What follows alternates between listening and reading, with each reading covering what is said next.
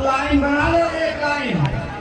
देखो जैसा बताया जा रहा है उसी तरह से लाइन बना लो, आपको आसानी से जो है।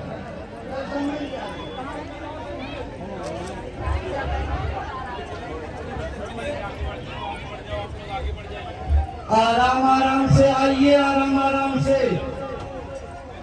बिल्कुल आराम आराम से आइए।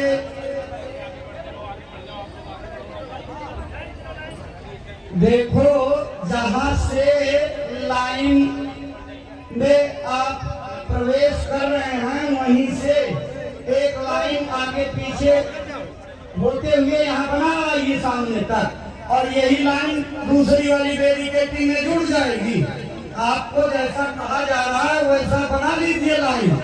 आप भीड़ करके इकट्ठा होगे तो नहीं बन पाएगी, लाइन लगा करके आइए तभी बढ़िया से दर्शन होगा। आप व्यवस्था के अनुसार चलोगे, देखो घबराओ नहीं। महाराज जी एक एक आदमी से मिलेंगे, कोई आदमी बाकी नहीं रहेगा, जितने लोग आए हो। देखो ये लड़के जिस तरह से प्रार्थना कर रहे हैं ऐसे ही लाइन आप लगाते चले आइए। देखो इन्हीं के पीछे हो करके लाइन को लंबी कर लीजिए। जो लाइन किनारे से लग रही इसी के पीछे लगते हुए आप जो है अपने को लाइन में खड़ा कर लीजिए। बढ़ जाइए पीछे की ओर और लाइन में खड़े हुए। एक ही लाइन में आना है, दो लाइन नहीं बनाना है। और आप ध्यान रखिए, आप थोड़ी थोड़ी जगह रख करके आइए। गर्मी और उमस का मौका है, ताकि बीच में हवा पास होती रहेगी, आपको कोई दिक्कत परेशानी नहीं होगी। जो पीछे की तरफ बहने माताएं इकट्ठी हो गई हैं उनसे प्रार्थना है कि ये दो लाइन बन रही है, उधर मंच के दाहिनी तरफ जो बैरिकेडिंग में लोग खड़े हैं वहां से इस लाइन को जोड़िए। आप लोग और पीछे एक लाइन में होइए, तब लाइन बढ़िया बनेगी।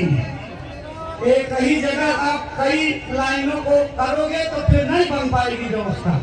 आप लोग पीछे बढ़ करके लाइन में खड़े होइए।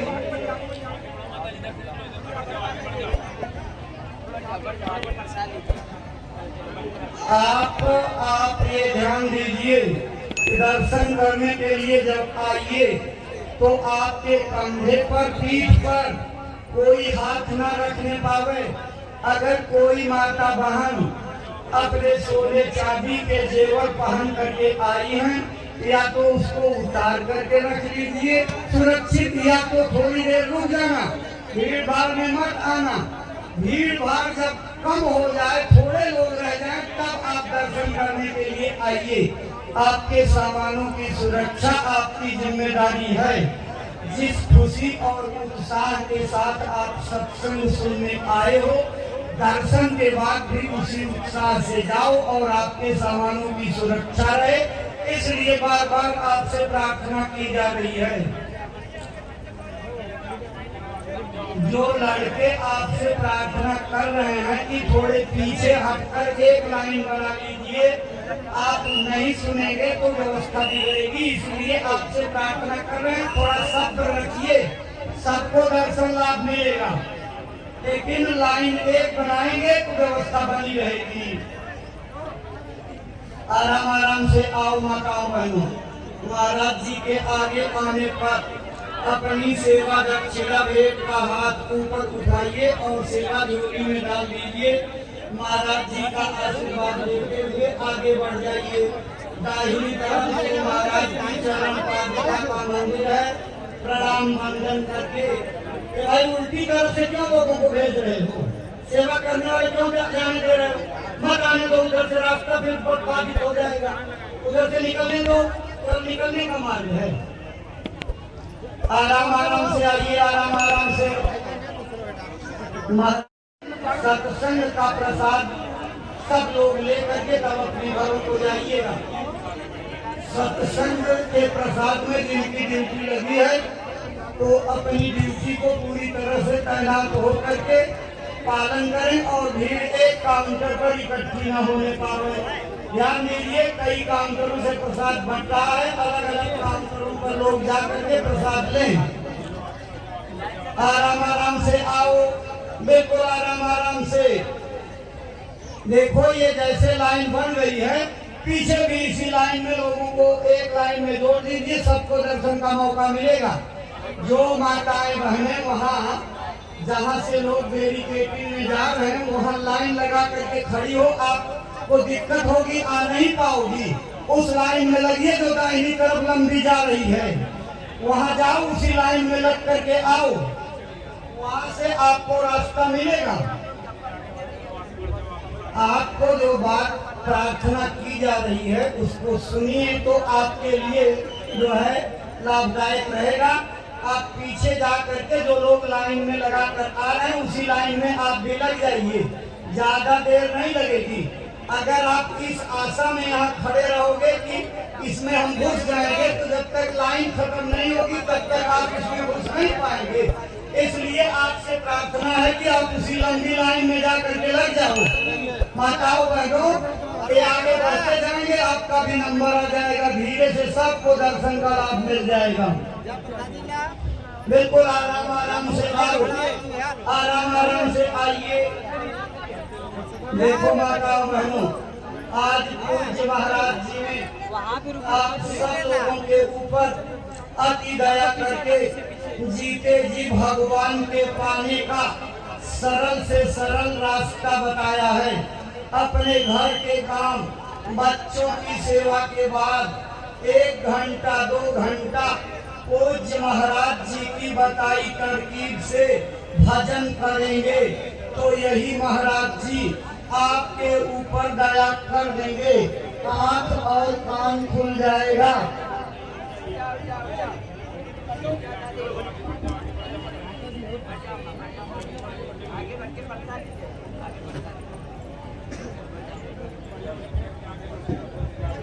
आराम आराम से आइए भाई बहनों, ये जो भगवान के भजन का रास्ता आज महाराज जी ने आपको बताया है, ये बड़ा अनमोल रास्ता है। इसको कोई रुपए पैसे से नहीं खरीद सकता। पन्ना पोखराज हीरा जवाहरात से, मणिमाणिक से भी नहीं खरीदा जा सकता। यह तो वो दौलत है जब प्रभु की कृपा संतों के ऊपर और संतों की कृपा जीवों पर होती है तब मेरा करती है। आज आपके जन्मों जन्मों के भाग जाग गए और दान पुण्य पूजा पाठ व्रत उपवास का फल मिल गया कि आपको जीते जी भगवान के पाने का रास्ता मिल गया। इसलिए अपने घर के काम, बच्चों की सेवा करने के बाद आप 1 घंटा 2 घंटा पूज्य महाराज जी की बताई तरकीब से भजन करोगे तो आपके अंदर का दरवाजा खुल जाएगा, तीसरी आंख खुल जाएगी, कान खुल जाएंगे, दिखाई और सुनाई पड़ने लगेगा। अरे भाई बहनों, आपकी किस्मत बदल जाएगी। यहीं बैठ करके आप रोज स्वर्ग और वैकुंठ में जाने लगोगे, राम भगवान कृष्ण भगवान का दर्शन करने लगोगे, बजरंग बली शंकर से मुलाकात होने लगेगी, तमाम देवी देवता आपके स्वागत में वहाँ खड़े मिलेंगे। इतनी बड़ी विद्या का खजाना आज महाराज जी ने बताया है, तो घर में बैठ करके आप करिएगा। 3 क्रियाएं पूज्य महाराज जी ने आपको समझाई हैं। पहला है सुमिरन, दूसरा है ध्यान और तीसरा है भजन। सुमिरन कहते हैं अपने गुरु के नाम और रूप को याद करना। 24 घंटे में सुमिरन एक बार जरूरी है। सुमिरन के लिए 108 गाने वाली माला होनी चाहिए। अगर आपके पास पहले से है तो उससे कर सकते हैं, नहीं है तो यहाँ बहुत से लोगों की छोटी छोटी दुकानें लगी होंगी। आप 108 दाने वाली माला खरीद लीजिए और खरीद करके ले जाइए और आज ही से सुमिरन करना शुरू कर दीजिए। सुमिरन कैसे करेंगे? अलथी पलथी मार करके बैठ जाइए। ऊपर से कोई कपड़ा या चादर डाल लीजिए जिससे बाहर के मक्खी मच्छर कीट पतंगे आपको हैरान परेशान ना कर सकें। आप आंख बंद कर लीजिए। जो सांस आपकी बाहर भीतर आ जा रही है, इसी सांस की धमक पर अंदर अंदर जय गुरुदेव लेना है और एक दाना हटाना है। ओठ खुलना नहीं चाहिए, जीभ हिलनी नहीं चाहिए, किसी प्रकार के वर्ण या अक्षर का उच्चारण नहीं होना चाहिए और आपका ध्यान अंगुली माला और माला के मणके पर नहीं जाना चाहिए। आंख जब बंद रहेगी तो सामने अंधेरे में अपने नामदान देने वाले गुरु महाराज के नामदान की मुद्रा, जो नामदान देते समय उन्होंने नामदान देते समय जिस मुद्रा में थे उसी मुद्रा को याद करना है। क्यों याद किया जाता है? महात्मा जब भी प्रेमियों को, साधकों को अंदर में मिलते हैं तो उसी मुद्रा में मिलते हैं। ये एक अंदरूनी राज है, महात्माओं की महिमा है। वो अगर उस रूप में ना मिले तो प्रेमियों को विश्वास और भरोसा नहीं हो, इसीलिए वो उस रूप में मिलते हैं। आज महाराज जी ने जिस मुद्रा में बैठ करके नामदान दिया है और आप अपने घर में भगवान को पाने की इच्छा करते हो, देवी देवताओं को देखना चाहते हो, भूत भविष्य वर्तमान के ज्ञाता होना चाहते हो, अपनी जीवात्मा को अधोगति से निकाल करके अपने सच्चे देश में जाना चाहते हो, तो भाई बहनों आज बहुत बड़े भाग्य से आपको रास्ता मिल गया है। इसमें गफलत मत करिएगा। आप रोज बैठ करके महाराज जी की बताई तरकीब से सुमिरन, ध्यान और भजन करिएगा। सुमिरन करते समय अगर आपकी माला नीचे गिर जाए, झपकी आ जाए या भूल जाओ या अचानक उठना पड़े तो दोबारा और तिबारा सुमिरन करने की कोई मनाही नहीं है। आप दोबारा तिबारा सुमिरन कर सकते हो, कोई दोष नहीं है। आपका सुमिरन जितनी बार करोगे उतना ही पकेगा और जब सुमिरन पक जाएगा तो उसका लाभ यानी दया आपको ध्यान और भजन में मिलेगा, तरक्की के रूप में। साधना ध्यान और भजन बनने की और जल्दी होने लगेगी। इसलिए दूसरी क्रिया भाई बहनों ध्यान की है। महाराज जी ने कहा ध्यान कहते हैं अपनी दृष्टि को एकाग्र करने की साधना। ध्यान कैसे करेंगे? अलथी पलथी मार के बैठ जाइए। एक कोई कपड़ा या चद्दर ऊपर से डाल लीजिए। चद्दर डालना जरूरी है ताकि बाहर के कीट पतंगे आपकी साधना में बाधा ना डाल सकें, डिस्टर्बेंस ना कर सकें। आँख को बंद कर लीजिए। भाई बहनों, जैसे आप अपनी आँख बंद करोगे तो सामने बिल्कुल अंधेरा छा जाएगा। उसी अंधेरे में ऊपर की तरफ केंद्र बनाकर आपको एक जगह अपनी दोनों पुतलियों को, दृष्टि को एकाग्र करने की कोशिश करनी है। आपकी आँख जुगों जुगों से भटकती बहकती रही है, चंचल रही है, इसलिए इतनी जल्दी रुकेगी नहीं। लेकिन जब महाराज जी की बताई तरकीब से अभ्यास करोगे तो थोड़े दिनों में आपकी आँख रुकने लगेगी। और जब आप उस भूख और प्यास के साथ, तड़प के साथ अपनी आँख को एकाग्र करने की साधना करोगे तो एक दिन वो समय आएगा आपकी आँख रुकेगी। अगर एक सेकंड के लिए भी रुक गई तो वहीं जहां आपने आँख रोक रखी है एक बहुत तेज का उजाला प्रकट होगा। इतना जोर का प्रकाश आपने अपनी जिंदगी में कभी नहीं देखा। सूरज का, दोपहरी का, जेठ का तपता हुआ सूरज का प्रकाश फीका है। ये बिजली की चमक उसके सामने कोई महत्व नहीं रखती। जब इतना तीव्र प्रकाश आपका आएगा तो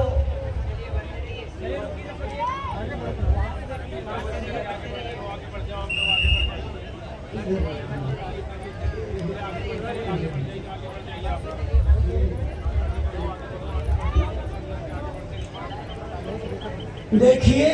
जब वो प्रकाश प्रकट होगा और आपकी आंख बर्दाश्त नहीं कर पाएगी तो हिल जाएगी, और आंख के हिलते ही एकाग्रता खत्म और रोशनी गायब हो जाएगी। उस समय साधना करने वालों को बड़ी परेशानी ये होती है कि कितनी आनंददायक और अमृत का स्वाद देने वाली और कितनी खुशी पैदा करने वाली रोशनी आई थी, चली गई। लेकिन घबराना नहीं, धीरे धीरे आप अभ्यास करते रहना, निराश मत होना, डूबना और थकना नहीं। ये रोशनी धीरे धीरे अभ्यास करने के बाद जब आप लगन के साथ एकाग्रचित्त होकर के ध्यान करोगे तो गुरु की कृपा एक दिन हो जाएगी और आपकी आंख और प्रकाश दोनों रुक जाएगा। जब आंख और प्रकाश रुक जाए तब आपको एक दूसरा चमत्कार दिखेगा। वो क्या दिखेगा कि जहां आपकी आंख रुकी है वहीं बिंदु पर गोल गोल घूमते हुए और अंदर में छेद कर देगी, जैसे बढ़ई बर्मा की मदद से लकड़ी में छेद कर देता है, ऐसे आपकी आंख अंदर के चिदाकाश में छेद कर देगी और उस छेद के होते ही दरवाजा खुल जाएगा, आसमान फट जाएगा। महाराज जी ने कहा वो साधकों के लिए बड़ा सौभाग्यशाली क्षण होता है।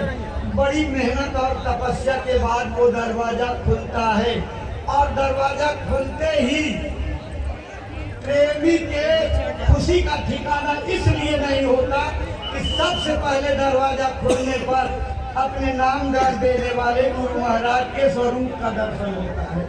स्वरूप वही रहता है जो नामदान के समय, लेकिन दाढ़ी बाल पगड़ी वाला नहीं, हाड़ मांस के शरीर वाला नहीं, प्रकाश के समुद्र का स्वरूप होता है। उस स्वरूप को देखते ही प्रेमी उछल पड़ता है और उसी दिन सच्चा भरोसा हो जाता है कि गुरु वास्तव में किसी हाड़ मांस के शरीर का नाम नहीं है। वो दाढ़ी बाल पगड़ी वेशभूषा पहनावा तिलक चंदन को नहीं कहते हैं, वो तो एक ज्ञान है, एक पहुंच है, एक कमाई है, एक साधना का अभ्यास है और गुरु महाराज के द्वारा दी गई एक ताकत है। जब आप उस चीज को पा जाओगे तो आपको दुनिया का कुछ भी अच्छा नहीं लगेगा। ये वही आत्मानंद है जिसको पा करके बड़े बड़े राजे महाराजे चक्रवर्ती नरेश राजपाट को ठोकर मार करके जंगलों में चले गए और कपड़े उतार करके नाचने लगे, मस्त मगन हो गए। अरे भाई बहनों, यही अंदर का नशा शंकर भगवान के ऊपर चढ़ा था। उन्होंने बाहर का दूध का चांद नहीं, अंदर जा करके दूध का चांद देखा था। और जब नाम की मस्ती चढ़ी, उस आवाज की मस्ती चढ़ी तो डमरू बजा करके तांडव नाच नाचने लगे। और आपको जब ये विद्या समझ में नहीं आई तो अज्ञानता में आपने भगवान शंकर को बदनाम कर दिया कि वो तो गांजा भांग धतूरा खाते पीते थे। देवताओं को बदनाम मत करो, कोई देवी देवता इस तरह के नशों का सेवन नहीं करते। वो तो नाम की मस्ती में गुरु की शरण में जा करके दया ले करके अपनी आँख को खोला था। आज आपकी भी आँख खोलने का रास्ता महाराज जी ने दे दिया। अगर बैठ करके गृहस्थी में काम करने के बाद अपने बुराइयों को त्याग करके निर्मल हो करके साधना करोगे तो वही दया आपको मिलेगी जो शंकर भगवान ने पाई थी। आपके अंदर भी दूध का चांद उदित हो जाएगा, तीसरी आंख शंकर जी की तरह से खुल जाएगी। शंकर जी के बराबर शक्तिमान बलवान हो जाओगे। जो क्षमता उनके अंदर थी वही आपके अंदर आ जाएगी। अरे जब इतनी बड़ी विद्या आपके अंदर छिपी हुई है तो मेहनत करके क्यों नहीं कमा लेते हो? क्यों आप जो है अपना हाथ दिखाने के लिए किसी के यहाँ जाते हो, आप अपना भविष्य पूछने के लिए जाते हो, तमाम झाड़ फूक में जाते हो, तमाम धन भी जाता, धर्म भी जाता और विश्वास भी आपका धोखा खा जाता है। इसलिए भाई बहनों, मत दूसरे के दरवाजे पर जाओ, अपने दरवाजे पर हाजिरी दो और अपने अंदर छिपे हुए खजाने को खोल लो। अरे माला माल हो जाओगे, सारी कंगाली दूर हो जाएगी। जैसे नारद यहाँ से दूसरे लोगों में चले जाते थे, आप भी यहीं बैठ करके रोज आने और जाने लगोगे। आज महाराज जी ने वो विद्या बता दी है, आप घर में करोगे तो सारी जिंदगी की पूजा करने के बाद जो चीज आपको नहीं मिली, चंद दिनों और महीनों की साधना के बाद हासिल होगी। और तब देखना गुरु की कृपा कैसे बरसती है। भाई बहनों, तीसरी क्रिया है भजन की। भजन आप कैसे करोगे?